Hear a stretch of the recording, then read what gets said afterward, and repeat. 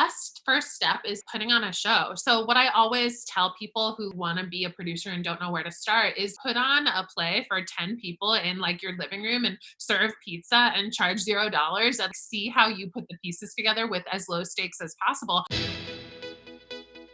Hello, and welcome to the Creative Mindset Podcast. I'm your host, Isolde Trachtenberg. In the show, my guests and I explore how we can use creativity to do our best work and live our best lives. I talk with authors, musicians, actors, scientists, and others who are all pushing the envelope to live fully, creatively, and authentically. Listen in to get the scoop on how you can do it too.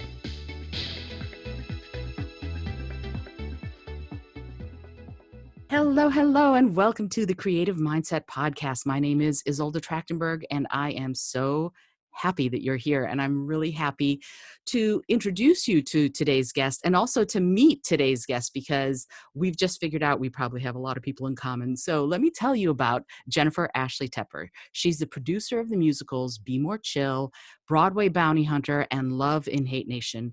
Her recent projects, they're part of a decade-long collaboration with the group known as Joe Iconis and Family. She's also the creative and programming director at Feinstein's 54 Below, which is sort of like Broadway's living room. It's really a fabulous place. She's co-creator of the Bistro Award-winning concert series celebrating underappreciated musicals called If It Only Even Runs a Minute, which what a great title. And she's the conceiver and director of the Jonathan Larson Project. Her other Broadway credits include Title of Show, The Performers, Godspell, Macbeth, and The Parisian Woman. As a writer, and this is another super cool thing about her, I can't wait to talk about this, Tepper has authored 3 volumes of the Untold Stories of Broadway book series. I mean, come on, how fabulous is she? Jennifer, I want to welcome you to the show.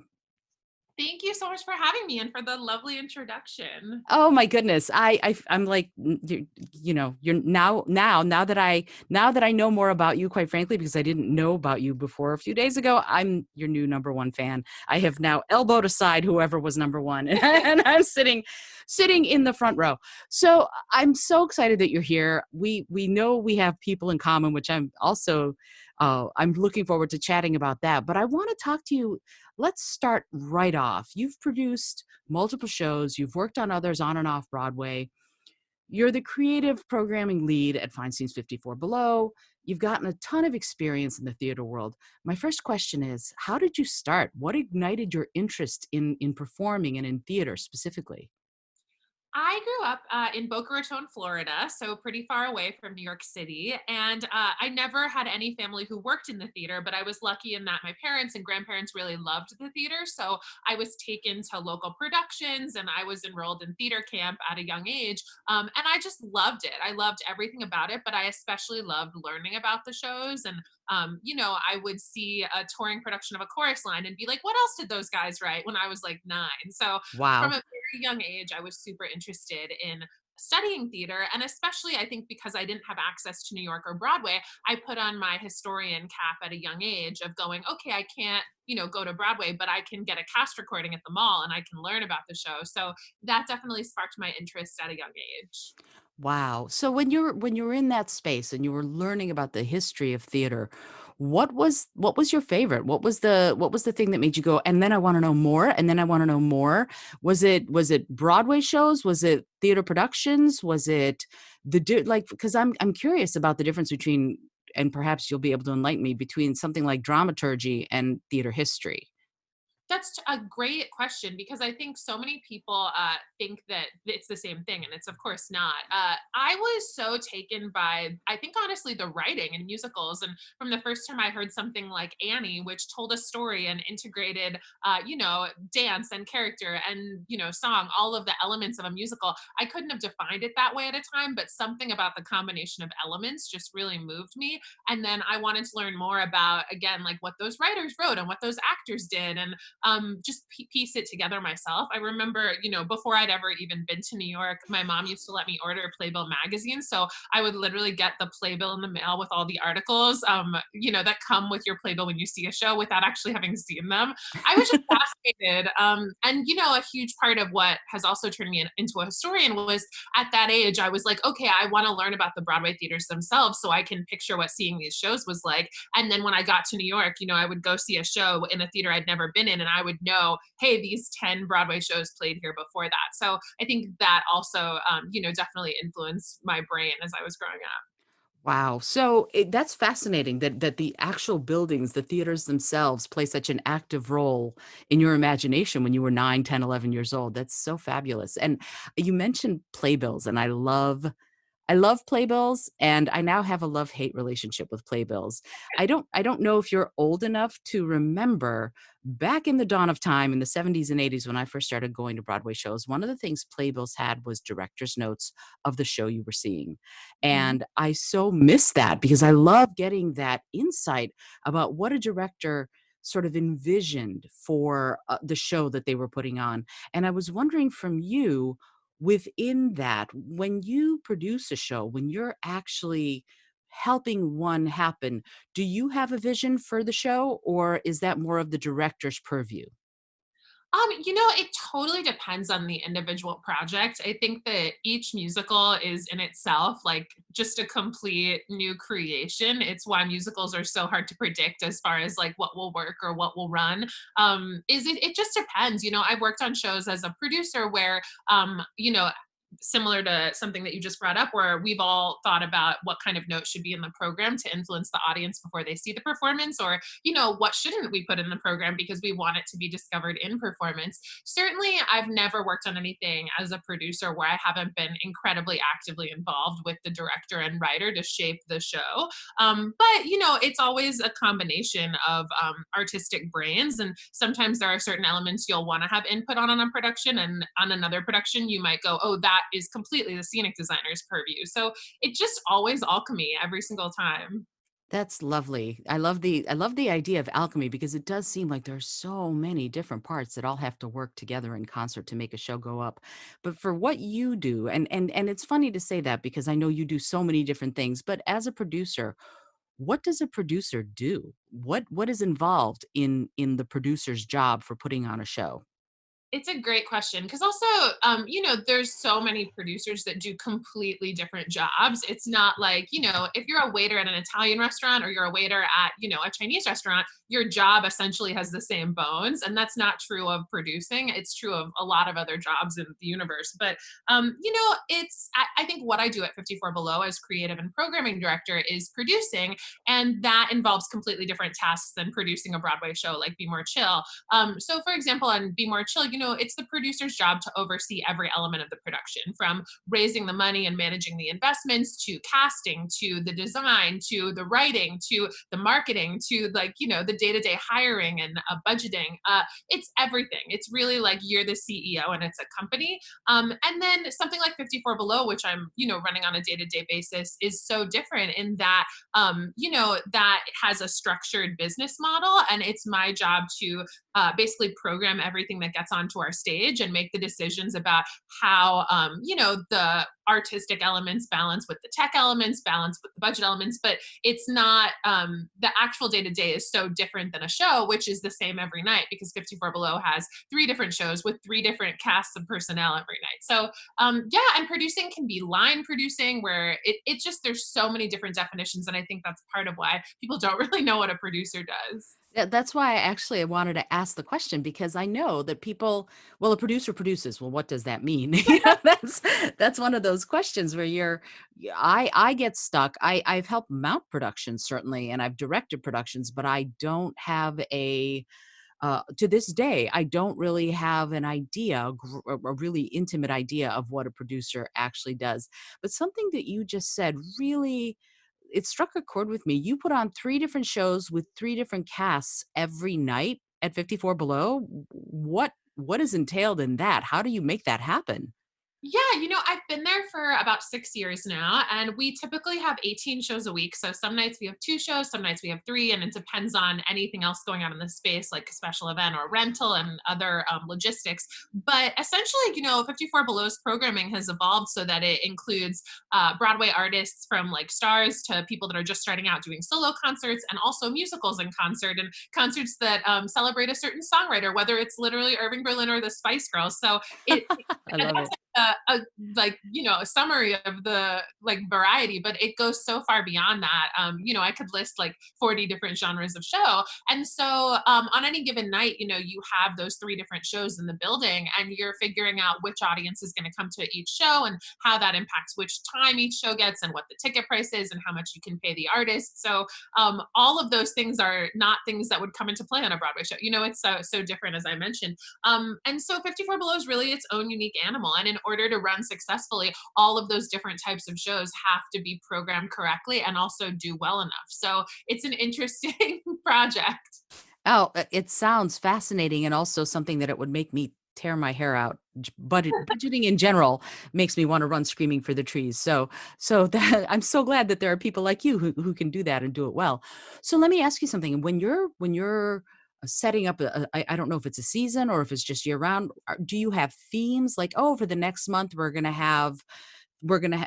feature musicals, or for the next month we're gonna feature the variety arts," or anything like that? Do you do that, or is it more of a depending on who pitches to you or submits, "Hey, why don't we have this?" How do you decide and how do you plan out your months or your seasons at 54 Below? It's definitely been wonderful when I've been able to theme some series, and we certainly have a lot of series that play regularly.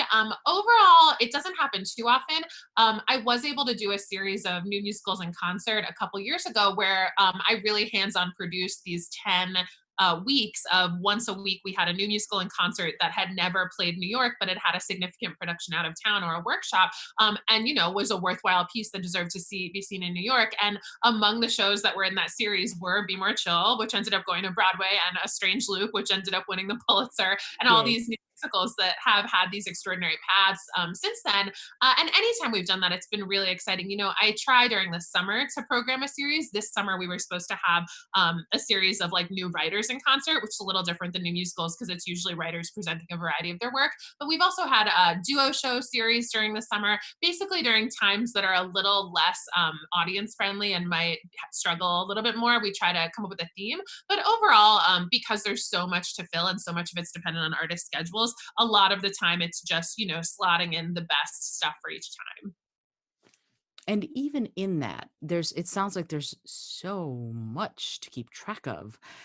Let me ask you that within either at 54 Below or when you're mounting a show on Broadway or off Broadway, what are the steps in the process of mounting a show? What do you do and what are the steps that the show has to go through? If you could detail those, I would love it because it's something that I don't think a lot of people realize just how much goes into putting up a production. Totally. And you hit the nail on the head with something you just said, which is that it's not possible to do all of it because there's so much. And so, such an essential part of producing, whether, at the 54 Below level or at the theater Broadway level, is surrounding yourself with the best team possible and creating a group of collaborators that can really work together. And that doesn't mean never disagreeing, and that doesn't mean never fighting about an artistic decision. It just means like you're staffed in a way that you have people you can depend on to do the best job that they can. And so, with 54 Below, so much of it is, as mentioned, there are 18 shows a week. I'm putting that together, but I'm not producing hands on, obviously, each of the shows. And so, luckily, we have a number of really wonderful concert producers who, might come to me with an idea or I go to them with an idea and we say, okay, here are all the pieces. We want to do like an evening celebrating the musicals of Nymph. And, Nymph just ended. So, how can we honor those shows that played that festival? And maybe we can include this, and maybe this date will make sense, and this ticket price, and these kinds of artists. And then I'm like, here are all the things you need, go. And you trust somebody to, go and run with that kind of idea that you've set up. But they have the full authority to do it under their terms. So a lot of the times it's, trusting people and delegating in that way. And it's similar with that is something that there are parallels in a theatrical production or Broadway. You can't be everywhere at once. So at some point, you say, this is the direction I think that this kind of radio marketing should go in. And the person who's in charge of radio buys on your marketing team has that directive from you and runs with the radio buys. It's really like your job as the producer to be captain of the ship and be able to delegate. And when you're delegating in this way, whether at 54 Below or a show, there are many elements that are the same, whether or not it's a school production or a, huge Broadway show, casting, directing, set and costume design, learning parts, blocking, etc. I know that you just said that you have sort of a collaborative effort going on in order to put this on, but as a CEO, as you put it, how do you usher all of these things along as a producer? Do you check in with casting directors? Do you check in with set designers? Do you oversee them? How does that process flow? A huge part of it has to do with understanding what everybody's job is so that you can be the best possible support system for them to do their own job. So, what's interesting is in writing my books, The Untold Stories of Broadway, I've interviewed about 300 theater professionals of all different kinds, from, house managers to ushers to directors to sound designers. And it's like, Wow. conversations that I've had with a sound designer, about their work on a musical in the 90s has helped my understanding of what a sound designer does in a way that when I'm producing a show, which is a completely different job, I go, okay, this is what the sound designer is trying to accomplish at this step of the process. And I can help them by doing X, or I can help them by not worrying about this because this is what they need to do right now. So much of it is just understanding what jobs are. And that, trickles down to every element of what theater is. You can't be a good producer if you don't understand what the merchandise team is doing or, what the costume wardrobe team is doing. So it's just about understanding. And a lot of times, like, theater is stressful because it takes a lot of time for things to come together. You're in rehearsal and you're in tech and you're in previews, and being able to understand what's just a part of the process and has to be a mess before it comes together, and what you actually need to be fixing actively as a producer is a huge part of it. And that's fascinating to me because it seems like what you just said, and correct me if I'm wrong, the other word in addition to collaboration is trust. It Mhm. feels like you need to trust yourself to know what you need to do, and you need to trust the team, whether it's a set designer or somebody who's going to be running lights, that they know what they're going to need to do. How much of that do you have intrinsically, and how much of that do you build? Do you ever spend time sort of working with the team to build a sense of trust, or do you just accept everyone's going to be a professional? Absolutely. That's a great question too, because the trust is so important and you do have to build it. And it's one of the reasons why, theater is often better when there's some kind of foundation of creation among at least some of the people who are making the thing. We experienced that in a pretty extraordinary and unique way with Be More Chill, because so much of us had been working on the show and, with each other on other projects, like in basements and barns for years. And so we got in a room for the first day of like a Broadway rehearsal process. There was a shorthand and an ability to trust that, trickled throughout the whole team, including all of the new collaborators, and created like a situation where, we knew that something would come along in a certain way because we had that initial, conversation 2 years before. So, yeah, no, I think that building that trust is essential. It doesn't mean that you have to have worked with people before, but it certainly does help. And it's why shows that are crafted, like, for example, like the 25th annual Putnam County Spelling Bee was similarly created like in a very small production in a cafeteria in the Berkshires. And so when those actors come to create on Broadway, they do have that trust. It's a huge part of what makes a lot of theater kind of come together, is if you are able to build that in certain ways with members of the team. Sure. And that idea of building it together and knowing that you've done it together, I'm sure helps coalesce everyone. It helps everyone be cohesive as part of putting a show up. I remember doing productions in college and in high school, and whatever needed to be done, you did. You know, what it didn't matter if you were the lead in the show, it didn't matter. Whatever needed doing, if you saw that it needed doing, you did it. And so now for you, uh, you've worked on shows, directing, producing, marketing capacities, title of show, Godspell, Macbeth. Can you describe how, because I know that this sounds like a strange question, but it isn't.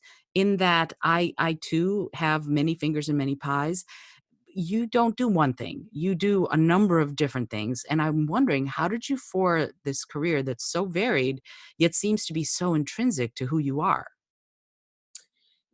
So much of it was that when I was growing up, there were certain people that I read about in books that I saw were doing kind of theater jobs and had careers that didn't fit like one specific path. And, there was Ted Chapin, who's still one of my heroes, and Ira Weitzman, who's still one of my heroes. And there would sometimes be people that would poke out of a book, and I would be like, okay, that person's not, a writer or a costume designer or something that's easily defined. They're basically forging their own path, and it kind of integrate with both of those people I named, their paths integrated theater history and like making new musicals happen. So I had that idea in my head. I don't know again if it would have been I would have as deliberately been able to say it. But for me, when I went to school at NYU, so much of what I learned during that time was that like I would have to create my own opportunities, and I wasn't able to learn such specific things I wanted to know from class. So I had to assign myself books and like go to shows and take notes on changes being made and seek out internships and kind of craft my own education. And then I just did my best to continue that after I graduated, and figure out how to, in my first years in the professional world, integrate day jobs and, paying rent with like learning from different opportunities that spanned theater history and theater producing. And so much of it is just like following your passion and figuring out ways to make that work and then turning that into, the best career possible. And it sounds like you're thriving. I mean, the creative projects that you're taking on and that you have taken on are fabulous, and they're so much fun. And so I'm wondering, when you're doing it, like for example, I directed one show in college. Okay. I was an English drama major, but I directed one show, and I remember the thrill of seeing my vision come to life. It lives inside your head, you live it, you eat it, you breathe it for months, and then you can finally see it come together. And to me, that's magic. What's that process like for you? Do you stress about it? Do you stay zen? What's the magic for you in seeing one of your productions go up? I what you just said made me think about the Jonathan Larson project, which was like a huge part of my life for years and still is, because that was such a process of crafting something as a director and as a conceiver that I then got to fully realize on a stage in a, initial concert production. But I think that, stressing about stuff is okay. That just means that you care about it. It's using that stress to do something productive that's really the key to it. And I think, if you really are working on something and have that vision for it, seeing that vision through often is accompanied by, trouble in putting the pieces together and making sure that everyone is seeing the same thing you are. With the Jonathan Larson project, I spent years researching his unheard songs at the Library of Congress and really diving into every single part of, his work that he left behind in order to craft the best possible song cycle of, a kind of song cycle that he would have created, that he never did as like a new musical theater writer. So unfortunately, we lost him many years ago. So I wasn't able to, collaborate with the living artist. So how do you carry on that person's vision through his legacy? And in doing that, I was so lucky to work with truly like my dream team of collaborators on the music team and on stage as actors and, all over the place. But it definitely, it takes time to make people understand something that you spent a lot more time with. So a lot of the process was bringing people into that. And actually, it wasn't stressful in the way that some productions are, because everybody really did have this, was on the same page about wanting to learn about him. But it certainly was something that I felt like I stepped in the door first and had to figure out the right ways to bring each person on the team inside. And it's interesting because within that, you developed a team, and it sounds like everybody loved his work in addition to wanting to be involved in the project. Is that the case? Or did you find people who didn't really know his work? And actually, let me just so Jonathan Larson wrote Rent. For anybody who doesn't know who Jonathan Larson, if you're listening and you don't know who Jonathan Larson was, he wrote Rent, he wrote Tick Tick Boom, which is another musical I want to talk about, and with you, Jennifer. So just so you know, but with as far as you people who are listening to this, Jonathan Larson wrote Rent, and if you don't know what Rent is, go find it, either a production or rent the movie. Go find it. Anyway, were they people who already knew his work, or did you have to introduce them to Rent, or who may have not known what this was going to be, and you had to pitch them on it? How did that happen? There was sort of a range of knowledge.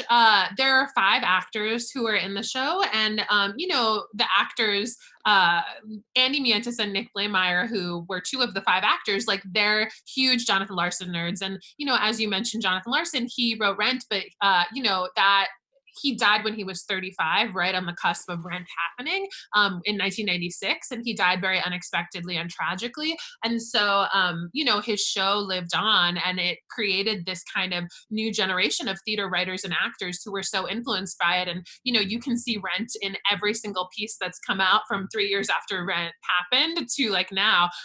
It's been so influential to a generation. And so Nick and Andy were as nerdy as I was, and were always popping up with like different facts of like, oh my God, did you know that on track 7 of Rent, he does this chord and that's mirrored? And that, like, they were on the nerd page with me. And then George Salazar, who was also in the show, had done Tick Tick Boom with Nick and knew Jonathan so well through that, but did not know Rent as well. And then Krista Rodriguez and Lauren Marcus were definitely in the middle of that. So with the actors, it was an interesting thing of people came to it with different perceptions of Jonathan's work. And that was actually really helpful. And then Charlie Rosen, who's the musical genius behind creating, a lot of the songs were demos that were Jonathan Larson and a piano in the 80s in his apartment that no one had heard. And Charlie took all these demos with me. And what we tried to do was create the kind of song from them and the kind of arrangement that Jonathan would have conceived had he gotten to fully orchestrate it. So we weren't like taking a Jonathan Larson pop rock song and turning it into a jazz song. We were more looking at a song and going, oh, Jonathan was clearly influenced here by like Billy Joel and by Into the Woods, and taking the elements that were influencing him and turning that into a song with instruments and arrangements and actors. And Charlie, was not as familiar until we started working on it. So it was like a big melting pot of people who came to it with different perceptions of Jonathan's work and who, had conversations together to try to create a new show of his work. Wow. And what happened to the show? Like, you produced the show. What's next for it? Is there something next? Is there something in the hopper for it? Yeah, so the show happened at the end of 2018, and it was wild because it happened right in between Be More Chill off Broadway and on Broadway, and half of the people involved also were doing Be More Chill together. So it was a very, very heady time, but we were so, so lucky in that Ghostlight Records and Kurt Deutsch had us do a cast recording, so we were able to capture it on an album. And the album, 54 Below's week of performances were so magical, and there was something in the air that, people were telling me all the time, like, I've never felt anything like this in the room. So I'm so grateful people got to experience it live during the concert premiere. But we were also equally lucky to have this album go out in the world. So like thousands of people have heard these songs that had never been heard before and that could not actually come to 54 Below. And we've been able to put out a lot of content online. And as far as the future of it, we're actively working on the next step forward on stage. So, we did that concert premiere to see what the bones were. And now it's like, how are we going to put that on a stage in a theater and hopefully have a way so that after that happens, that productions can happen everywhere and sheet music can get released and this can, be sent out into the world in an even bigger way. Wow, that's so exciting. That's amazing. And it's great that it's going to keep growing, that certainly his talent remains alive as long as people are singing and listening to his songs, which I think is, to me anyway, part of the result of putting this production together. And you mentioned Krista Rodriguez, and this brings up the tie-in. We were chatting before we started recording the show that we know people in common, and it's so funny because Krista Rodriguez originated Wednesday Addams and the Addams Family musical. The music and lyrics were written by my high school leading man, Andrew Lippa. So it's great. Yeah, Andrew and I did all of our high school shows together, with the exception of the very first one that I ever did. It was the Fantastics, and Andrew was El Gallo, I was Bellamy, and Jeffrey Seller, producer of Hamilton and Rent and In the Heights and you name it, Avenue Q, and he was Huckleberry. So I got to play in the same show with I like to say that I knew Jeffrey back when he was Jeff, and that's that's the that's my claim to fame. But yeah, so what is your connection to Jeff and Andrew or Jeffrey, I should say, and Andrew now, do you collaborate with them? How does that flow happen for you? And how do you collaborate with people when when you're starting to run a show? How do you develop and forge those relationships? I think one of the luckiest things for me in my career so far is that I've been able to have the opportunity to really come up together with my peers and to work with people, when they were first starting out, just like I was, and see them, as you mentioned, similar to what you've experienced, like blossom into different kinds of artists and have these extraordinary opportunities. So, Krista is someone who I worked with 10 years ago, and who, we collaborated on a lot of Joe Iconis's concerts and projects like that together. And getting to see her and so many other people in that group realize even further, opportunities has been so great. And then with people like Andrew and Jeffrey, who, I grew up listening to their work or really like worshiping their producing. It's been so exciting to get to collaborate with people like that at 54 Below and on my books and on theater projects, and go like, oh, I'm working hand in hand with these people who I once really looked up to. So with Jeffrey, it's interesting because my actual first professional job was as the intern on Title of Show, which then turned into being the director's assistant on Title of Show when it moved to Broadway. So right when I was a senior in college, and then the year after I graduated, I spent a lot of time in Jeffrey Seller and Kevin McCullum's producing office. Um, while In the Heights was going on and Rent was going on and Title of Show was going on, and so getting to be amidst that, for that kind of pivotal year was really exciting. And I was so honored. Like Jeffrey came to see the Jonathan Larson project and was so lovely in talking about Jonathan. And I've definitely read a lot of their correspondence from before either of them, hit, so to speak. So Mhm. it's always exciting to kind of work with people at different levels in that way. Oh, that sounds what a ripe time to jump into living your dream. That's so wonderful. Let me ask you though, what would you say to someone who wants to be, they're about to graduate from high school or college and they want to become a producer? What's the best first step? How would someone just getting started begin? Not maybe 10 years ago, but today. What do you think is the best step for someone who wants this as a career? The best first step is like putting on a show. So what I always tell people who like want to be a producer and don't know where to start is like put on a play for 10 people in like your living room and serve pizza and charge $0 and like see how you put the pieces together with as low stakes as possible.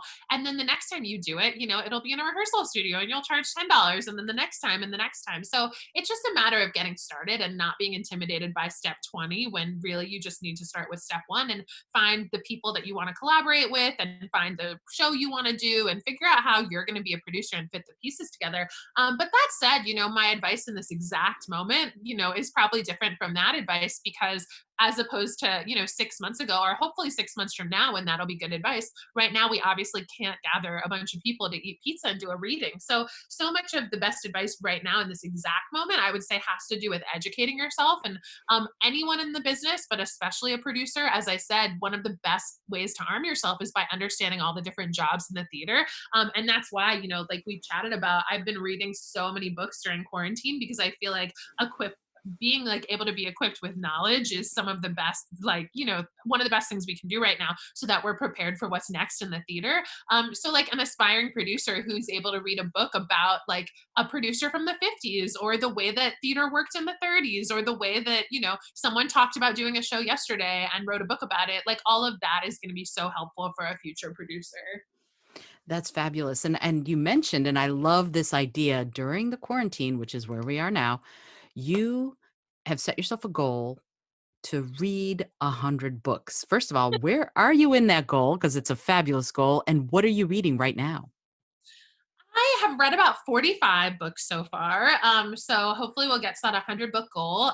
But what's interesting is like some of the books are really, I think, it's clear how they would be constructive. I just finished reading a book about Ziegfeld by Ethan Morden, which was fascinating. And it actually took a while to read because on every page I was like, oh my God, I want to know more about that. And so I started doing some research. And as soon as you start like looking into another time that seems so remote and so different from what we're living, you discover that there are all of these similarities and things that they did that could be tried in a new way now. It like blows my mind how I'll be like, oh, in the 1890s, they tried advertising in this way, and how would we do that now? And nobody's doing that now, and would it work? So it's so wonderful to have books kind of spark those revelations right now. But that said, some of the books I'm reading are novels that seemingly have nothing to do with the theater, but I feel like as long as your brain is working to digest information and words, like you never know how it's going to positively impact you. And I've also been doing some writing and doing other things, but I found that focusing on reading at times has really helped me find something constructive to do right now. I love that. I mean, as we were chatting about reading earlier, and what you just said really sparked something in me because it sounds to me like you have an insatiable curiosity and a, oh, I wonder what this is. Oh, wait, what about that? What do you think accounts for that? Because curiosity to me is one of the most important qualities we can strive to possess. And I'd love to hear your thoughts on curiosity and what it means to you to be a curious person. I think that honestly diversifying your interests is a big part of it because, the year that I produced a Broadway show and an off Broadway show and a show out of town, I wasn't reading at all. And like, I love reading and I love it for all the reasons I just stated. And during that year, I was so completely consumed with producing on stage and 54 Below that I wasn't really able to do it. And so then when I returned to reading, I was, so much more curious because I had taken that break, and I find that that's true on a micro level as well. Like a huge thing that feeds my ability to be like, okay, I'm programming 18 shows is that, yesterday I was doing something totally different, interviewing people for my book. It's the way that, if you're doing one thing all the time, I think it's harder to remain curious about it. And if you're attacking things from such different angles of like, it's all theater related, but some of it's history, some of it's the present, some of it's producing, some is writing, you're able to put on different hats within that and they feed each other. And that idea of to me, it's sort of it eggs it on, oh, and it leads to the next question, and it might lead to the next question, and I love that aspect of being curious, and also sort of feeding that hunger to know more, which I think is great. And I would love to, if you don't mind, switch gears a little bit and talk about your writing, because it sounds to me like you were curious about what you started writing about, and that's what got you going, because you're telling the untold stories of Broadway, and you've had, I think, 3 volumes already. And tell me, what is the series about and what inspired you to write these stories? The Untold Stories of Broadway is basically, it's a series of books about the Broadway theaters themselves that use people's personal stories and my own discoveries to tell those stories and really bring the theaters to life. So, as I mentioned, I've interviewed like 300 theater professionals in all different fields. And then the kind of way that the books are created is wrapping that around the specific theaters that each stories took place in. So, there's a chapter about the Richard Rodgers Theater that talks from the perspective of someone who did 1776 there in 1969. And then you're hearing from someone who did, in the Heights in 2008. And both of those stories take place in the orchestra pit. And so, how do the physical spaces impact the way that art is created and the way that it lives on and the way that, we occupy these spaces that have been so important to history? So, the books definitely stem from, as I mentioned, like my fascination from afar with the theaters themselves, since I wasn't able to actually be inside of them. And then when I got to New York and started really learning about how different the theaters are from each other and how the real estate impacts the art and how the history of like lost theaters and theaters that we currently have impacts Broadway as an art form, it all really interested me.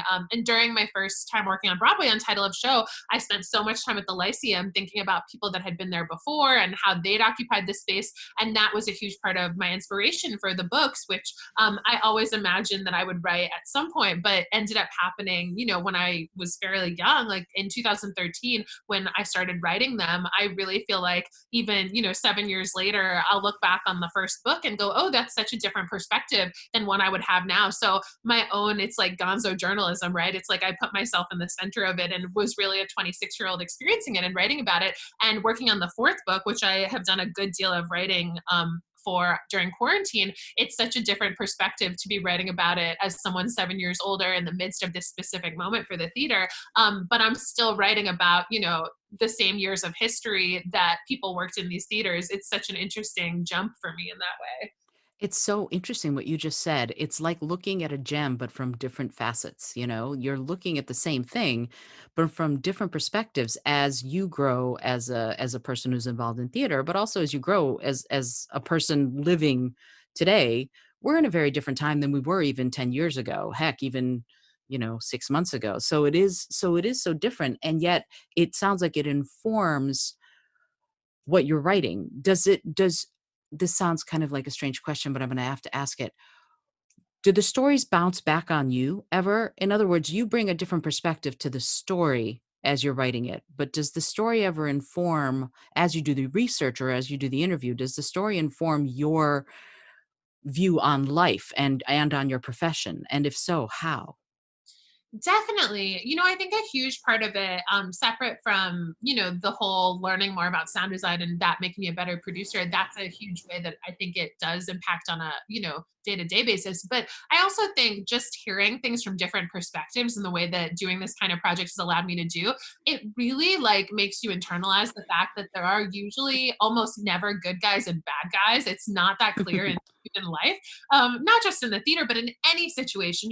There's such a need, a human need to go, this is wrong and this person is wrong. And you really go, oh, there's so many different ways to look at the scenario. And like people need to try to understand each other's perspectives to actually solve anything constructively. And when you interview multiple people about the same show or the same theater or the same profession, you really start to see that nobody is wrong, that people just have these different ideas, and how do you like negotiate those with each other. So I think that's been something that's reflected back on me a lot. But also, in actual concrete stories that people have told that have impacted this time, I found myself now, editing and reading stories about theater during 9/11 or other moments of crisis, and really seeing the parallels as to how theater continued and how people handled certain problems. So that's been interesting. And I also, in writing the fourth book, I've come upon a lot of things that happen in certain theaters that I don't think I would write about in the same way if we weren't in the moment we were in. I discovered a show called The Medicine Show, which ran during the Great Depression and was very much about public health, and started really researching that and writing a big section about that for the next book. And I don't know that that would have sparked my brain in the same way if we weren't living through what we're living through. And it's so interesting that the environment around you impacts not only how you write, but exactly what you end up choosing to write about. That's really fascinating. And I'm glad that you're able, sort of to stay open to that, to being moved by something new. That's a lot of people, I think, might have a harder time with that, and have, this is my vision and this is all I'm going to do. And it sounds to me like you are, again, that curiosity comes into play, and it's it's open. And this idea of history through the eyes of a theater really interests me. I don't know if you saw, maybe you were in the audience that night, I don't know, but they did that thing at the Richard Rodgers. The Hamilton cast sang something from a chorus line, and then they brought up the original cast on the 40th anniversary of Chorus Line, which I thought was just brilliant. And that there was this touchstone of history that we were able to see then and now. When you do this, when you write these stories, how much of that touchstone is what's sparking you, and how much of that touchstone are you trying to bring through to the reader? It happens so naturally. It's really quite amazing how that has really happened in an authentic way in each chapter. It's interesting. The Golden Theater is in this next book, and the Golden Theater was the home of falsettos when falsettos first came to Broadway, which Mm. was in the early 90s when the AIDS crisis was in a different moment than it is now. And being able to interview people who were there for that and how audiences reacted to a show about the AIDS crisis is really chronicled in that chapter. And then in that same chapter about that same space, I got to interview people about the Normal Heart, which happened, multiple years later and in a different decade when AIDS was considered a quite different kind of crisis. So being able to go, oh, these two shows both occupied the same place, both talked about the same, crisis and virus and public health issues, but in the shows are totally different, the people are totally different, the year is totally different, and yet how does the energy of that space impact those pieces of art? So there's so many ways that you end up finding these little connections. And it's interesting, with a lot of these theaters, hundreds of productions have played them, and there would be no way to talk about all those productions. So as you said, as a historian, you start to realize, oh, like how did authors write books that picked which shows to talk about and which shows got left out? And so a huge part of being a historian, responsibly, is going, oh, maybe even though such and such show ran less performances or, was technically less well reviewed by critics, how do we integrate them into the story because they had, six, female members of the creative team, or they were addressing this topic that shows hadn't addressed yet, or, all kinds of reasons why something might be worthy of being covered or, being part of a history book. So you really start to think about why we're writing about what we're writing about in the history books as well, and how that impacts how theater continues.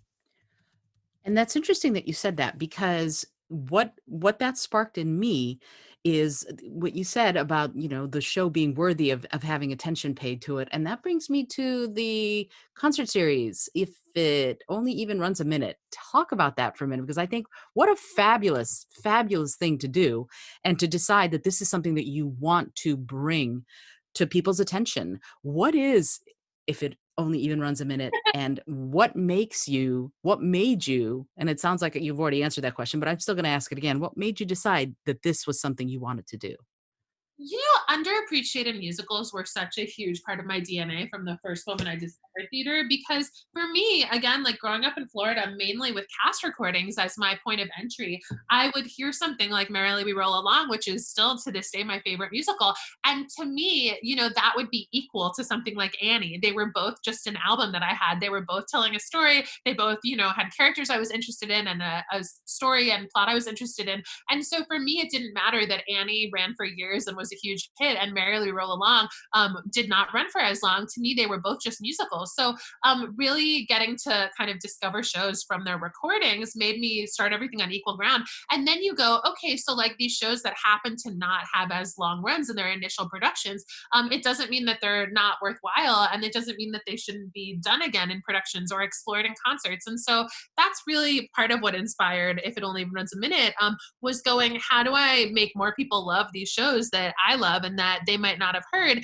and gathering, original cast members and writers and people to not only recreate performances and perform new renditions of songs, but also to tell stories and to let people know like how these shows that might not have gotten a fair shake their first time around were just as worthy. It was just a huge passion project, and I've been doing it for about 10 years. And actually we had our first themed edition, which was supposed to honor the musicals of Hal Prince, who specifically, was such a legend in our field because he created so many risky shows. And as with any long career in the theater, a lot of them were gigantic hits and a lot of them were not. And so we were going to explore a lot of his shows that were, really worthwhile and didn't run for as long. And that unfortunately has been postponed, although we will do it at some point. But I think that the touchstone of musicals that are underappreciated has really helped, my sense of creating new musicals evolve, because, basically there's so much to appreciate. I mean, honestly, like cast recordings from underappreciated shows are among my favorites. Oh, I love it. I love it. And Merrily We Roll Along is, I love the show. And it's funny. I was living in DC in the early 90s, and there was a production with Victor Garber, who I didn't actually know yet, but I saw that. It was at the Arena Stage, I think. And I saw that show and I was like, this is great. I love yeah, you've got good taste, I have to say. So let me ask you a question. What draws you to a show? Is it the music? Is it the book? What makes you go, ooh, this is awesome. I love it. I think that a lot of it has to do with both feeling like I'm hearing a story that has not been told before, and also in the craft of the way that the story is being told. And that sounds pretty, basic bones, but with a lot of shows that I found myself responding to, it's really in the fact that like the lyrics for the songs could not be from any other show. They're very specific to those characters.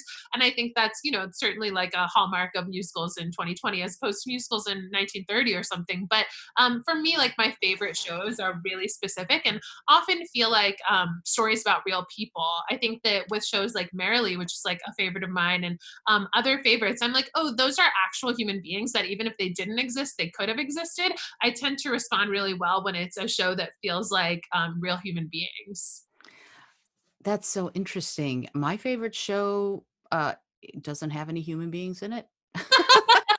Which show? Yeah, no, my favorite show is Wicked, and they're all, fairies or whatever. So, or munchkins. But yeah, it's so I love that you said that it's real people and their process. And what is it? I think Oklahoma was the first show that actually had songs that pertained to the story and were part of the story. And did you see the production that just closed? I think in January. Did you see that production?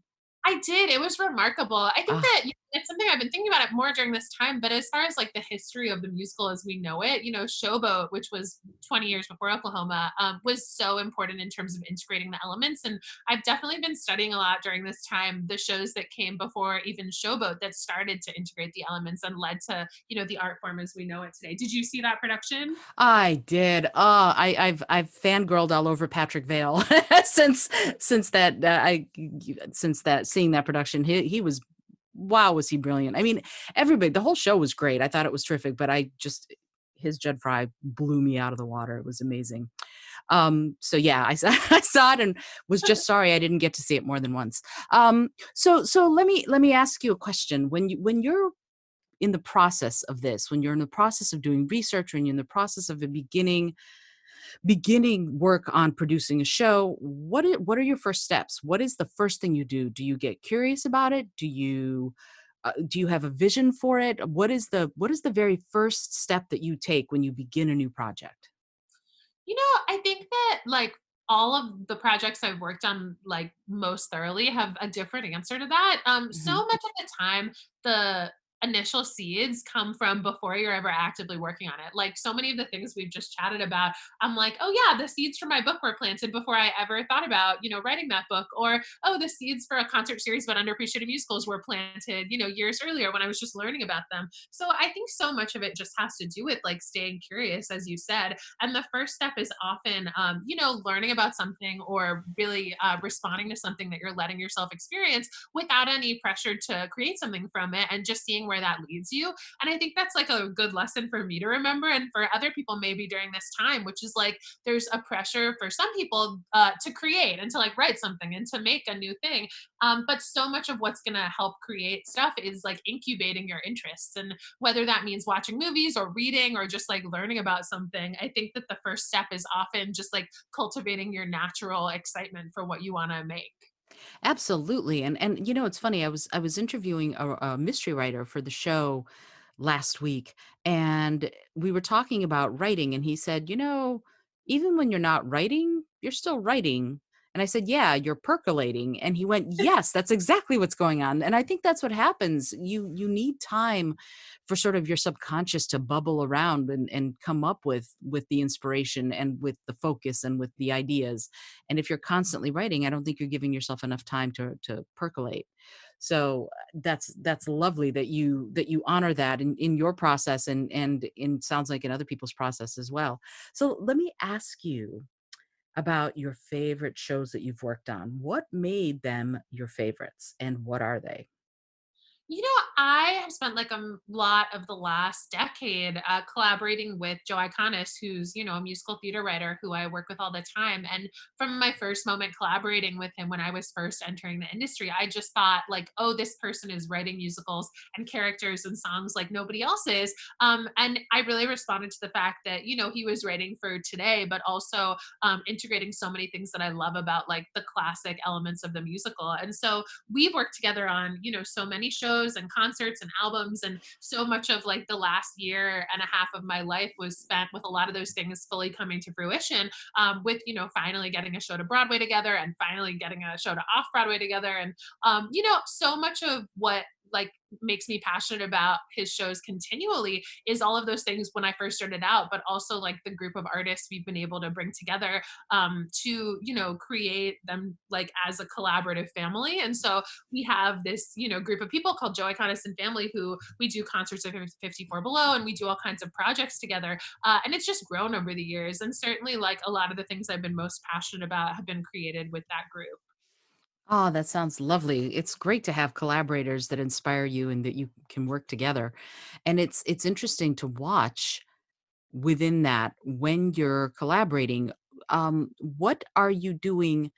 This sounds kind of a strange question since nobody's hanging out together, but what are you doing together? How are you using technology, for example, to maintain those collaborative efforts? And if you are, I don't know if you are, but if you are, how are you doing that? How are you incorporating the pandemic and technology to keep creativity going forward?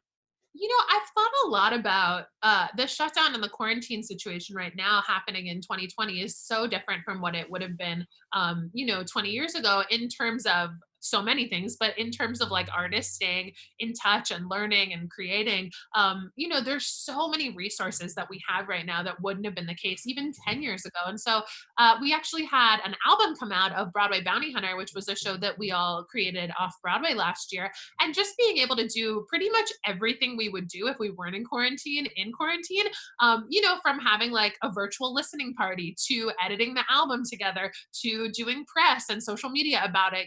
There's so much that happens on the internet, and it's so much of how you reach your audience now that we were really able to collaborate in pretty much the same way. It would have been lovely to sit in a studio together and listen as opposed to listening at our computers, but at least we had the option to have that kind of fill in, whereas it wouldn't have existed before. So I think that the technology we have right now is pretty extraordinary to keep us connected and moving some things forward.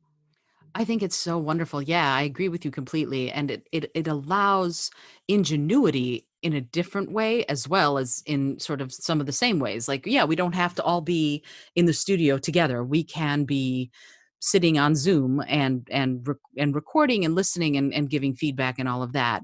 And it's amazing to me that technology is allowing this. And I personally am super grateful, or this podcast would not exist right now. So that's a lot of what I find myself grateful for. But when you're talking about this idea of the state of theater during the quarantine, during the time when we're all sort of sheltering at home, what is the state of theater right now in your mind? How are things? Where are they? Where is the theater? Broadway or touring companies, all of that. What's happening? If you can give an opinion on that, I would love it.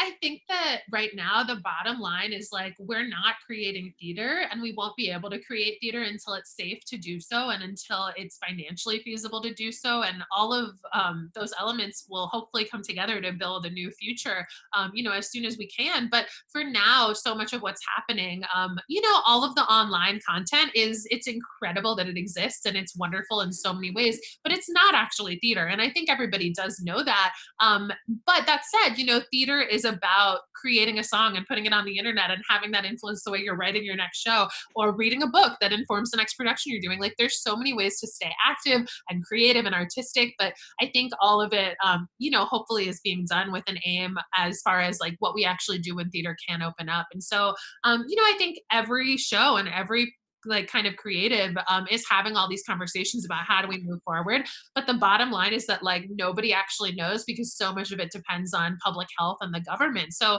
the holding pattern can be really scary for artists, especially because of the whole like how do we pay our rent with no industry. But honestly, I think that like the way forward is just by continuing to ask questions and like figuring out how to stay active in your brain while we're actually not able to create theater. And it's exactly that. It's again, we're percolating. Everybody is either hibernating or percolating, but things are still happening, inside you. If you're just if you decide, I'm teaching, for example, a singing class every Friday. You can show up on my Zoom live, and I teach a singing class. And I've got some people who are off Broadway performers and people who are sort of folk musicians and various other people who want to keep their skills up. They want to keep their chops, so they're coming and we're actually learning songs. And I think people are doing that. I think that idea of maintain and grow, and you don't have, yes, we're not doing actual theater on a stage, but you can keep building your skills, you can keep learning. And I think that's fabulous for when it does open back up. I mean, you have to understand, I just this almost a year ago now, in almost literally June 1st last year, my husband and I picked up our lives and left DC and moved to New York because I finally was like, I have to live in New York. I have to be near New York theater. And now, of course, and he's like, how do you feel about the fact that there's no theater? And I'm like, oh, there's theater. It's just right now it's a different part of theater that's going on. There's other things that are going on. People are writing. I think there's going to be a huge creative sort of burst once things open back up. What are your thoughts on that as far as when things are lifted and when it's safe to be outdoors and be together again? What do you think is going to happen to theater and the art form itself? Yeah, I think that one of the main things we have to remember is like the best lesson in theater, separate from the quarantine, is being ready to meet the opportunity when it occurs. And, in normal life, that means like honing your skills so that when the right audition happens, you have the right skill set and the right confidence to get that job. And I think that's applicable to right now as well, because whatever you're doing in quarantine, whether it's like writing a new musical or whether it's taking care of your mental health, you're doing the thing that's going to help you meet the opportunity when it's open. I think the weird thing about the specifics we're living with right now in reopening is like, yeah, I mean, there could very well be far more musicals or plays or pieces of art than there were a year ago because people have had the time to write it. But it's we shouldn't be discouraged if we don't see that happen right away as far as what's being created, because the main thing is that like the only way that theater gets made is by people giving money, whether it's for-profit theater or nonprofit theater. And the way that the financial, moment we're in right now is going to impact the amount of shows that are able to get put on, and the way that the number of audience members who have disposable income and feel safe coming to the theater is going to be regrown. It's going to happen gradually, and there's going to be so many less, fewer shows when we reopen than there were when we closed, and that's probably going to be true for a while. And that doesn't mean that there wasn't an incredible, creative groundswell, or that there's not a new era that has amazing, shows that are coming our way that do new things for the theater. But it's not going to happen immediately when things reopen because of all of the circumstances. So I think that that'll be an interesting thing to see, how that happens moving forward. That's a really wonderful point. And this idea of moving forward, where do you see theater going? After the quarantine, after all of this, what are the possibilities for the art form as we move further into this century? I mean, they're honestly limitless. Like there's no way of really putting a limit on what we can do in a space where you're telling a story to other people, live with other people next to you. So, I don't know that it's ever possible to predict in any moment. I think a lot of people are going like, oh, will we see more, upbeat people want to just feel joy musicals like during the Great Depression? And I always have to go, no, at the same time as that was a large part of the escapism that we associate with the Great Depression had, political musicals, and it had all kinds of different types of art. So I think one of my favorite things about theater and about musical theater, especially, is like all of those things can exist simultaneously. And it's not necessarily like a trend, doesn't mean that that's the only kind of show that exists. So I think that, we'll see so many different things. And I sometimes predict, and then I'm like, oh my God, I don't even, there's not even possible to kind of see where we're gonna be 10 years from now. And that's likely true. I mean, there's so many things that we were just certain were going to happen that didn't, and so many things that have been such a surprise as we've gone. And that's not just about theater. Time marches on, but it often has a lot of surprises along the way. So that, I think, that's a truism for the ages. So let me ask you a quick another quick question. And I know I keep saying that, just a few more questions, but Oh no, this absolutely. so within this idea of moving forward, what would you say to young performers, not so much producers or even directors, but performers, people who are listening to Hamilton or Wicked or Dear Evan Hansen, or whatever show it is. It's funny because one of my voice students, before I left DC, she wanted to sing. They wanted to sing Michael in the Bathroom, and they were like, "Well, no one's going to know this show." And I'm like, "Yeah, but it's still a musical, and even if they don't know it, you should put it out there." And they're not necessarily going to become a performer, but boy, do they love musicals, right? They really, it's sparks them like crazy. So to encourage someone like that who just loves musicals and would want to perform in them maybe somehow, what would you say that they ought to do? That's like I think been one of the most rewarding parts of writing my books is getting to connect with young people about all the different jobs that there are in theater separate from being on stage. I always think it's so interesting that like you can't be the publicist for the high school play, so people don't know that being a publicist is a thing you can do, or you can't major in being an agent, but agents are there's hundreds of them and they run Broadway. So I think that just figuring out that there's other jobs and kind of trying to learn what those other jobs might be is a huge moment and a special thing that you can do for yourself as someone interested in theater who might not find a career on the stage. But I think also, especially in the next couple years, as the theater industry tries to rebuild and we find that there are less jobs, hopefully for a temporary period of time, I think the best advice for young people is like, a, don't be discouraged. Like, this doesn't mean that you'll never have a job in theater. It's just what the moment is that we're living in right now. And B, like, find other things that you love to do. And I don't mean that it has to be like a fallback career, which has, a negative connotation, but, survival jobs in New York are going to be just as hard to find as theater jobs for a while, with all of the restaurants that are closing and all of the types of jobs that are, going to have less people able to do them. So I think that finding skills and interests that you have that can help pay the rent while you pursue your interest and your skills in theater, it's going to be such an important and essential part of the next few years as young people who enter, the theater business try to figure out making a life for themselves. And that right there, this idea of a survival job, I think it's so important. And we do have this, there's almost a stigma around it, but not in New York.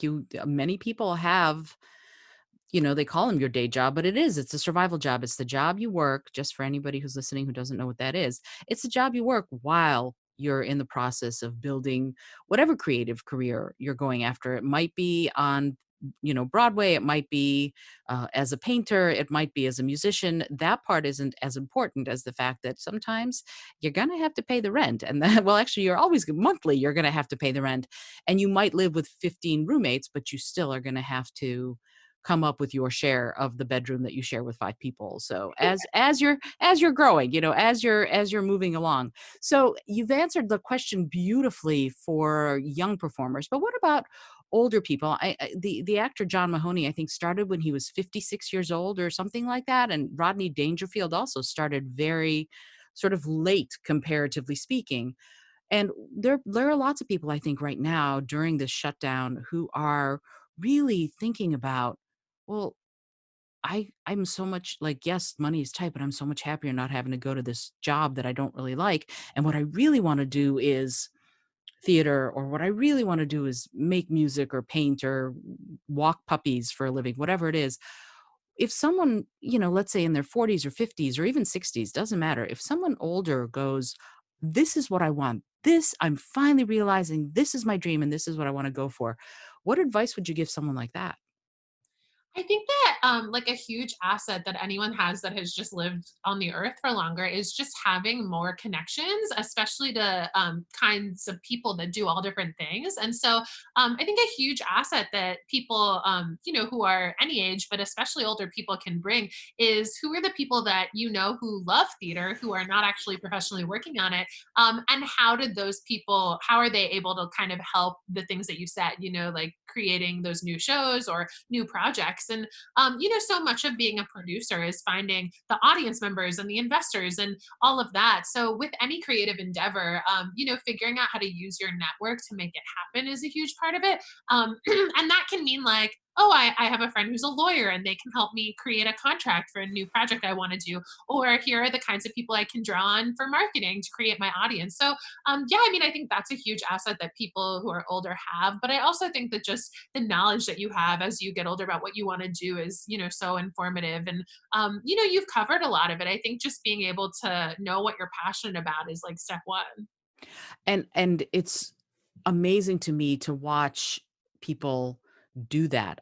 I'm seeing people doing it right now that, oh, this is what I'm really passionate about. I'm going to go see what the possibilities are, even though 6 months ago, 4 months ago, they would have never thought to do that. So I think we're headed for an interesting cultural evolution. I won't say revolution, but I think it's going to be a cultural evolution. And it's interesting to me that you said about finding other people.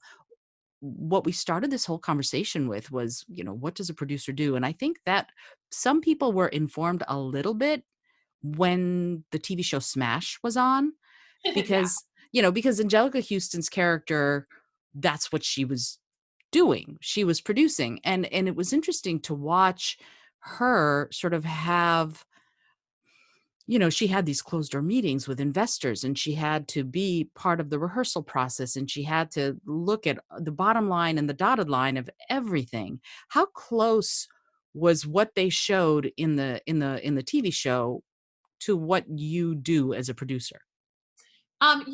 I love Smash so much, and anyone who follows me on social media knows that I loved it while it was happening. I love it now. I was such a huge fan of it, and I think it was so essential to bringing new people into, what Broadway does. But one thing I always thought was interesting was like the theater community had this huge need for the show to be accurate and like a documentary. And I found it funny because, my dad is a doctor and my dad loves Scrubs, but when he watches Scrubs, he doesn't expect it to like teach people how to do heart surgery, It was this thing where, people would be like, that's not what that actor would do in that moment of a rehearsal. And I would be like, it's a television show.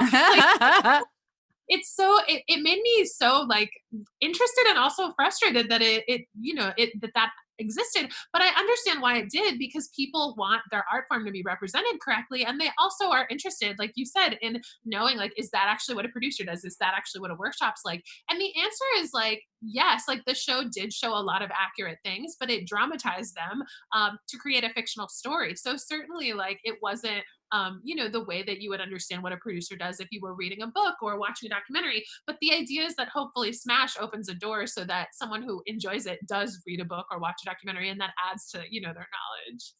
And that right there the perfect answer. It's like, yeah, it's fictionalized, and it's not necessarily the most accurate representation, but maybe it opens the door for someone to get curious and go, "Who? Let me see what it might actually be like." Because they weren't, it's kind of like looking at Glee. Glee similarly was not trying to show you that in 3 days this choir, who none of whom could actually read music, could come up with perfect choreography, perfect 4 or 5 part arrangements of this song that they just started learning, which whenever I watched Glee, I would always cringe at that, because what ended up happening was that a lot of people who came to me for voice lessons ended up thinking that that's how they could learn the songs that they were trying to learn. And I was like, these people are all really, they're musical geniuses. The fact that they can do this in 3 days, it's just not possible. So this idea in Smash of some of this is exactly what you do, and some of it is not at all, and it's to tell a story. And that's what Glee was like to me, is they were ultimately telling a story.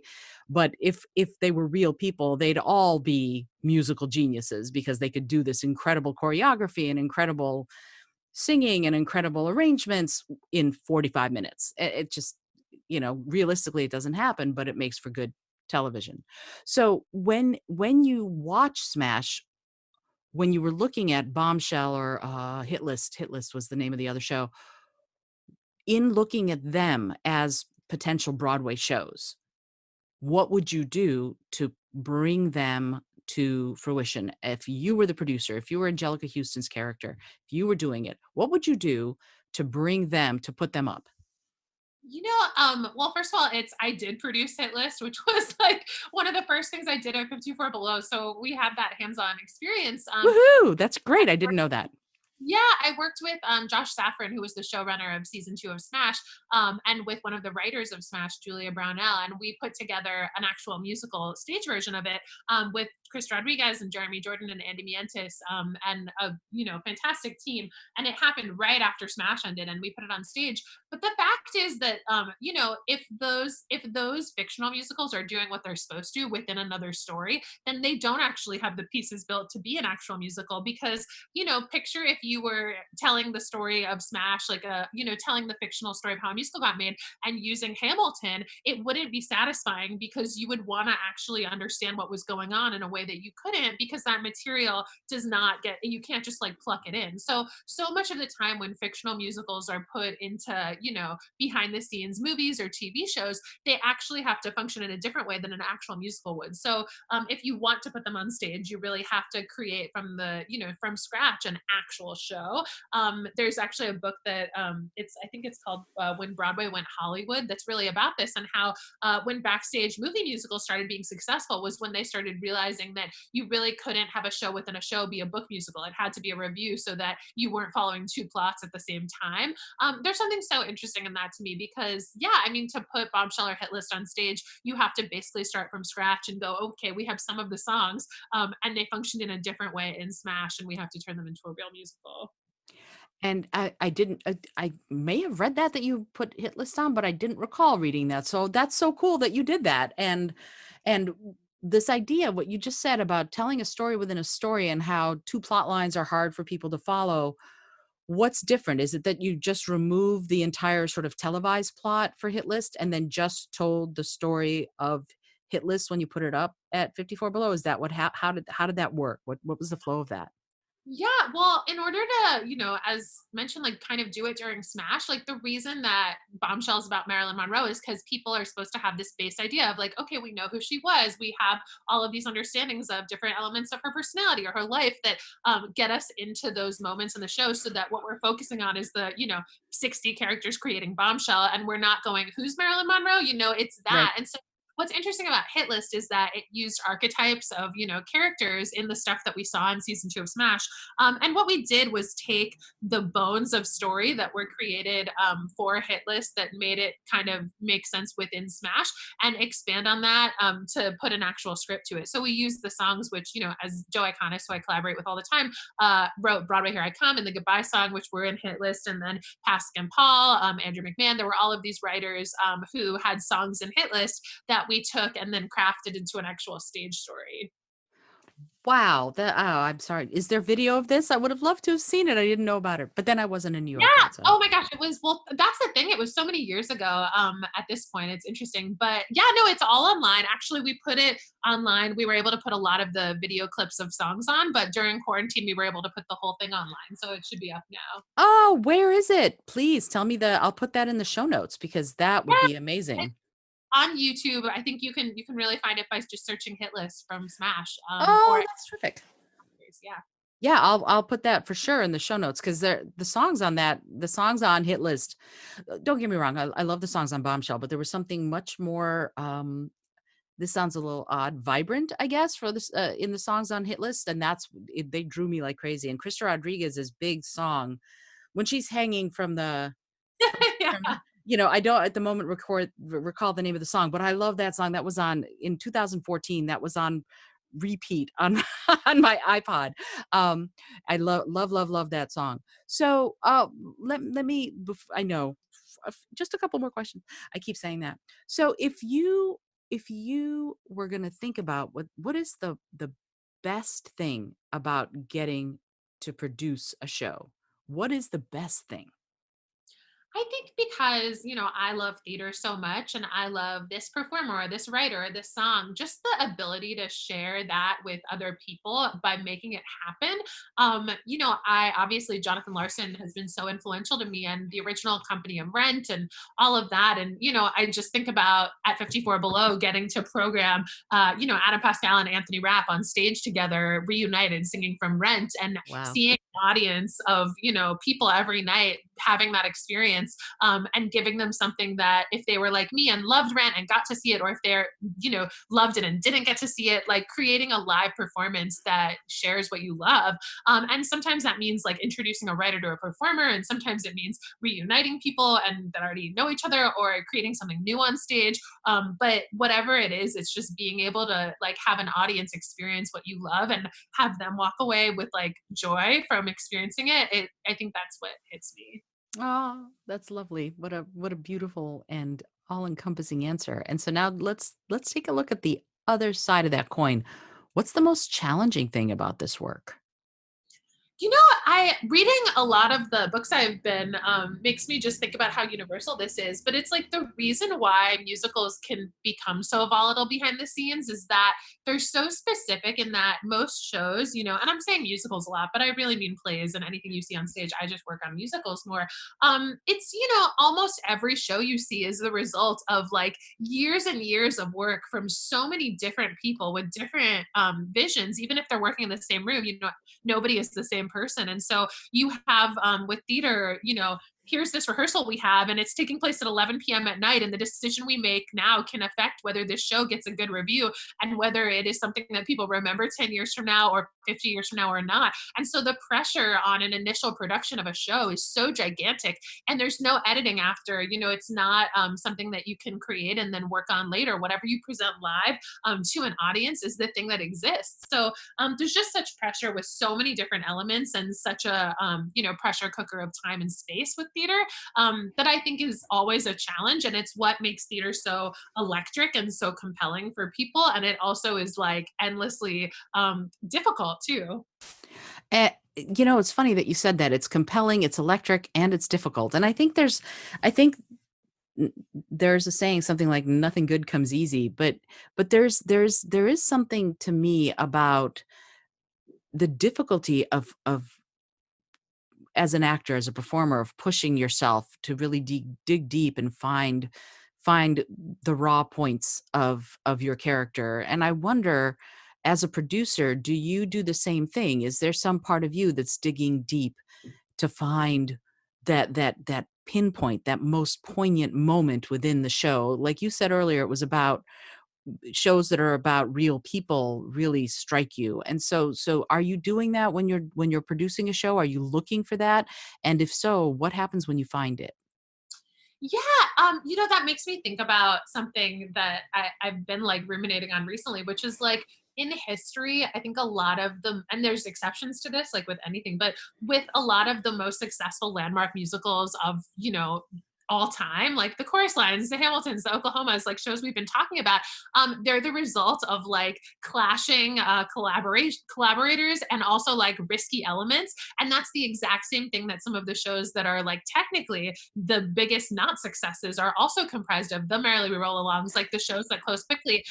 It takes such huge risks to create shows that are both of those things. And the shows that, basically are comprised of like not risky elements and not, very, very disparate teams, create the stuff in the middle. And so I think that, not to say that shows that run a short period of time aren't as worthy, but it's just that I think that they have a lot more in common with the biggest hits than the shows in the middle do. That's just something interesting about theater to me. And as a producer, you're thinking about like, what are the ways we can challenge an audience and challenge ourselves to create something new? And that may, make something nosedive, and that might create something that like bursts open the art form. But if you take the not risky option, like chances are you're only going to end up in the middle. So I think that's something that is fascinating about theater that I don't think is really true of many other industries. That's so fascinating that you said that. And yet here's something that's compelling to me right now as you said it. For you, it sounds like they're the ones that didn't have the long runs, the ones that close quickly. That's something it sounds like you want to shine a light on as well, specifically. I mean, you've produced shows about that. So is it that grain of greatness that makes you go, they took risks, and this is what I want to highlight. I want to highlight what is spectacular about this show that closed within 2 weeks or had, 2 nights or whatever. What is it that makes you go, these are the ones I want to highlight? What about the show and what about the writers makes you want to do that? 100%. It's a lot of what you said, that you look at something that might not have had like a huge life or a huge audience at a certain point and go, oh, there are so many people who would love, this character or this song or this, risk that they took in a way that I think they would appreciate if they got to be presented with it. But a huge part of it also to me has always been that, I don't think that there are bad pieces of art. I think there's art that you like and art that someone else is going to like. And, Mhm. there are plenty of shows that are not my thing, but that I can go, oh, that person would love that. Or, it's art is personal in that way. And so, there are so many shows that I think are hits that I don't like or flops that I do like, and vice versa. It's just really a matter of personal taste. And I think that art is stronger when people can have that for themselves and cannot associate like good things run a long time, bad things don't. And it's so much more complicated. And so I think that like spreading that is a big part of why I want to shine a light on it. So someone goes, oh, right now as we chat, I'm staring at a poster for The Goodbye Girl, which is, definitely not Oh. Love that show. And I know so many people that love that show, and they have to be given the opportunity to discover it in order to love it. And maybe some people hate that show, and that's fine too. And maybe some people hate, Cats, which ran for a very long time, or love it. And it's just that the length of run of a show is not what dictates its worth. Oh, absolutely. And it's so interesting that you said goodbye. I love that show. So with shows like The Goodbye Girl, when they are very specifically, again, about real people, what what makes them what makes them special to you? What makes you go that show? What is it about the shows about real people that makes you do that? Because you said that earlier, and you said it shows that are about real people really thrill me. So what is it? What is it about them that makes you go, this is what I want? I think that, and you mentioned Wicked, which is so interesting because I do love Wicked. It's definitely like an exception to my like this should have really happened rule. And I think that's because the characters are grounded in such, real emotions and real, connections with each other. But, I think it's that for me as someone who loves musical theater writers so much, being able to really glimpse someone writing personally and authentically comes across when it's a show about real people in a way that it might not if it isn't. By which I mean, like, when we get to see falsettos and see, like, those people in sneakers singing about their experience and their lives, I feel like we're seeing Bill Finn at his like most authentic. And a Mhm. lot of the times I find that when you're seeing a writer create a musical about like, and this isn't always true, but like superhero heroes fighting a zombie apocalypse, or a musical based on a movie that has nothing to do with their real life and is fantastical, like there's just too many steps of remove. And I feel like when I see writers creating things about real people, there's just a sense of like authenticity that, and again, it's not always true, but I think that it creates something real, that I just like organically respond to.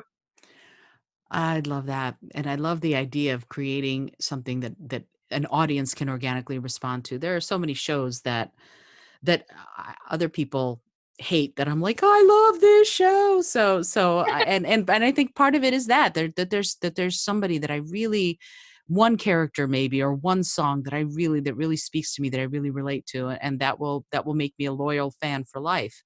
And it's that idea of bringing that in and putting productions up like that will give people more exposure to it, which I think is terrific. That's so great that you do that kind of work.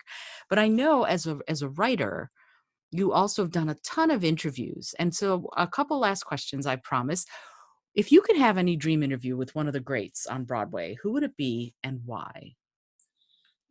I've thought about this a lot because at this point, I've interviewed a lot of people who are in the books who've sadly passed on. And so getting the opportunity to chat with them and to help them, have their stories live on in some small way has been such a like mind melding part of the experience.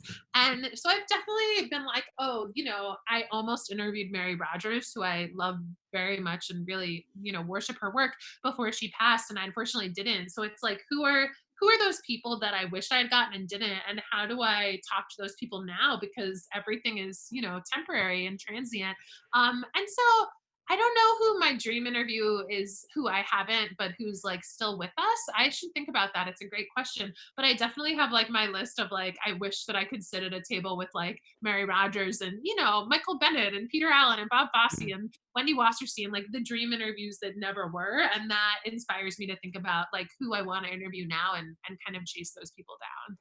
And I think it's a great idea as you do more untold stories books. There's so many people who have this sort of institutional knowledge, this historical knowledge that it would be so great to get their perspectives and their stories told.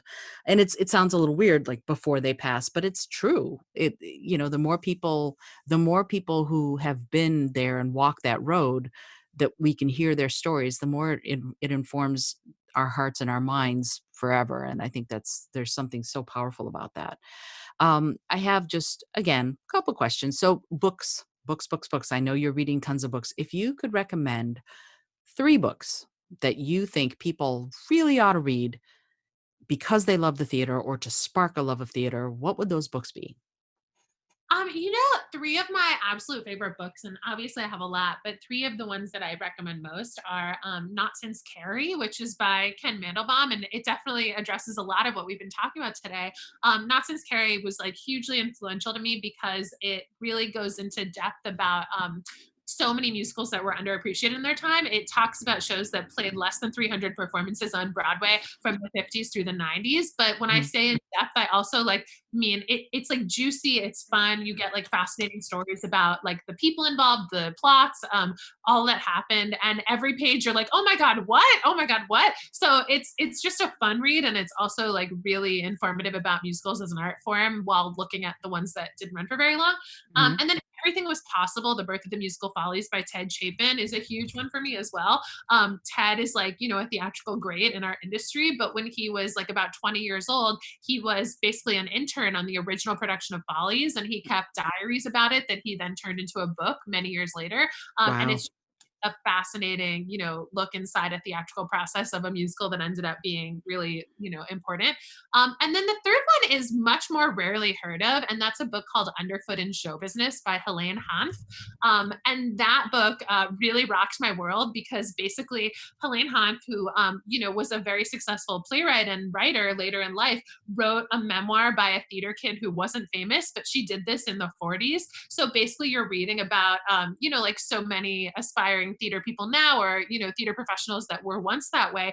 You're seeing that from the perspective of someone who, like, stamped all the exclamation points on the program for Oklahoma while she was working in the press office. Wow. Um, and it's just such an amazing, fun, and fascinating book about like coming up in the theater, but in a different era. Oh, that sounds amazing. All three of those, I'm going to put them right on my library list right now as soon as we get off this chat. So then, for you, for you, how do people find you? Where can people go and find Jennifer Ashley Tepper? Because I know you're going to have tons of new fans after this. Where do people find you? How do they get a hold of you? I'm on both Twitter and Instagram at JenAshTep. And yeah, I mean, I have loved the way that both like Twitter and Instagram have allowed me to like spread Broadway history and present love in the community, and like how so many other people are doing that too. So at JenAshTep, that's where I'm at. Perfect. And do you have a website? Yeah, JenniferAshleyTepper.com. Okay, because I'm going to put both of those on the show notes so that people can see your work and get to know what you're doing better, and to learn more about the history of theater, which I think is fabulous. And one last question: uh, if you had a plane, a skywriting plane, and it could write something that the entire world would see, what would you say? I feel like so many of us right now, my first instinct to respond to that was that it should say wear a mask. Very specific to the time that we're living in. But yeah, there's no theater and there's no arts without people and without people being healthy. And so right now, like that has to be our focus. So I think that would be my answer. That's What would great. your answer be? My answer would probably be kind. That That's would a probably be my answer. very good answer too. Yeah, that's it's funny, out of all the interviews I've done, and that's the last question I ask for everybody I do an interview with, and no one's ever asked me what my answer would be. So thank you for asking that. But yeah, it probably would be kind. That would be the yeah. Yeah. I mean, I could go the whole follow your dreams, but I think honestly, kindness is paramount. So, Jennifer, I want to thank you so much for taking the time to chat with me. Is there anything else that you think people ought to know? Is there any last bit of wisdom that you'd like to, before we sign off? Is there anything else? No, we've covered such a wide variety of things. I thank you so much for having me. Like this was such a fantastic chat. Oh, thank you. I'm so glad. Yeah, I'm delighted that you were able to take time to do this, because this is I mean, theater is so close to my heart. I actually was, when I graduated from the University of Michigan. When I first graduated, I was all set to move to New York. I was going to work to be in the theater, and then money ran out and I lost my apartment and I lost my job, like both in the same day before I even moved here, and and ended up in DC, living on a friend's floor. So theater is really, really close to my heart. So it's so wonderful to get this beautiful perspective, and you bring such joy and effervescence to the theater, to your love for today, but also theater 100 years ago. And I'm really grateful that you're doing the work you're doing to help people learn, to help people get curious, to help people go and appreciate and participate and love musical theater and theater in general as much as you do, as I do. So I want to thank you for that. Thank you. Thank you for honestly being so wonderful at like understanding the creative process, being that, you're a creator yourself. I feel like this chat was like it percolated my brain about so many different topics. Oh, yay. I'm so glad. Yeah, this is a labor of love for me. And it's because I want to highlight the work creatives are doing, but also I want to inspire people who might be afraid to become creative or to explore their creativity, to to try it, to open that part of themselves, because I think that, to me, creativity is going to save the world. That's thinking creatively, thinking collaboratively, working together, doing creative things is gonna save us. So that's that's that's my goal anyway. So I want to thank you once again, Jennifer. I really appreciate you being here. And this has been and will continue to be the Creative Mindset Podcast. My name is Isolde Trachtenberg, and I'm super glad that you've been listening. I mean, how could you not have been? Jennifer's amazing.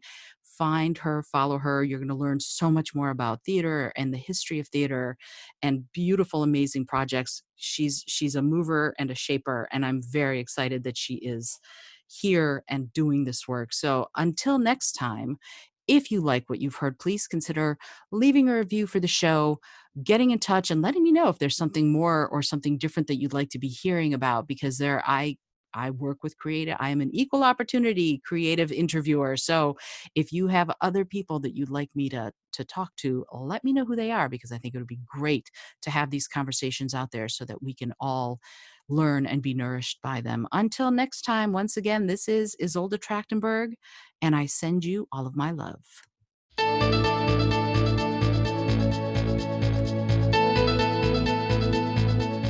Thanks so much for joining me today. I really appreciate you being here. Today's episode was produced by Isolde Trachtenberg and is copyright 2020. As always, please remember this is for educational and entertainment purposes only. Past performance does not guarantee future results, although we can always hope. Until next time, this is Isolde Trachtenberg, and I send you all of my love.